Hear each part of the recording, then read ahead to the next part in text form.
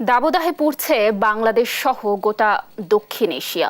অনেকটা স্থবির হয়ে পড়েছে জনজীবন। হিট স্ট্রোক সহ নানা রোগে আক্রান্ত হয়ে বাড়ছে প্রাণহানি। প্রকৃতির এমন বিরূপ আচরণে চরম বিপাকে খেটে খাওয়া মানুষ। এমন পরিস্থিতিতে দেশের বিভিন্ন এলাকায় বৃষ্টির পূর্বাভাস দিয়েছে আবহাওয়া অফিস। মাজহারুল ইসলামের রিপোর্ট। এপ্রিল পেরিয়ে মে মাস এলেও কমেনি সূর্যের প্রখরতা। আকাশ থেকে যেন ঝরছে আগুনের ফুলকি, পড়ছে মাঠ ঘাট গাছপালা। রোদের তেজের সঙ্গে পাল্লা দিয়ে বাড়ছে গরমের তীব্রতা। চলমান দাবদাহে বাড়ছে হিট স্ট্রোক সহ নানা রোগ। কোথাও নেই স্বস্তির আভাস, বিপাকে নিম্নয়ের মানুষ। গরমের ঠেলাই যে বাতাস আগাইতেছে, এক বেলা গাছ চালাই আরেক বেলা চালার পাই না। আমার জীবনে মনে হয় এত গরম আমি আর দেখিনি কোনো সময়, বুঝছেন। এখন আমার বাপ দাদা দেখছে কিনা তাও জানি না। গরম যদি হেভি গরম, একটু ঠান্ডা খাইলাম শরবত, শরীরে আরাম লাগতেছে। গরমে আসলে গাড়ি চালাইতেও অনেক কষ্ট। আবার দ্বিতীয় কথা, রোডের ভিতর থেকে দেখা যাচ্ছে আগুন উঠতেছে এবং পাও গরম হয়ে যাইতেছে, প্রচুর পরিমাণ তাপ।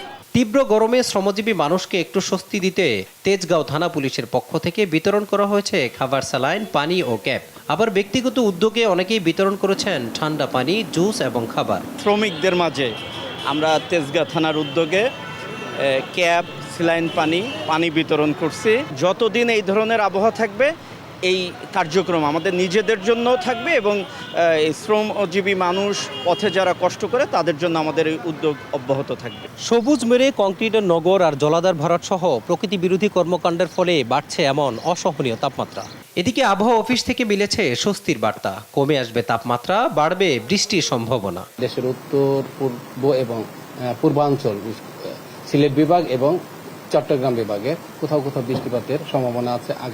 আজকে থেকে এই সব অঞ্চলে বৃষ্টিপাতের সম্ভাবনা আছে। তাপমাত্রা কমের দিকে চলে যাবে। তবে আমরা আগামী 5 থেকে 6 দিন, আগামীকাল থেকে আগামী 5 থেকে 6 দিন দেশের তাপমাত্রা অনেকটা স্বাভাবিকতার দিকে চলে আসার সম্ভাবনা আছে এবং চলমান যে তাপদাহ, সেই তাপদাহটা দু এক জায়গায় থাকতে পারে, তবে স্বাভাবিকভাবে দেশের তাপদাহটা প্রশমিত হওয়ার সম্ভাবনা আছে। আর গরম থেকে স্বস্তি পেতে বৃষ্টির অপেক্ষায় সব শ্রেণী পেশার মানুষ। মাজহারুল ইসলাম, দেশ টিভি, ঢাকা।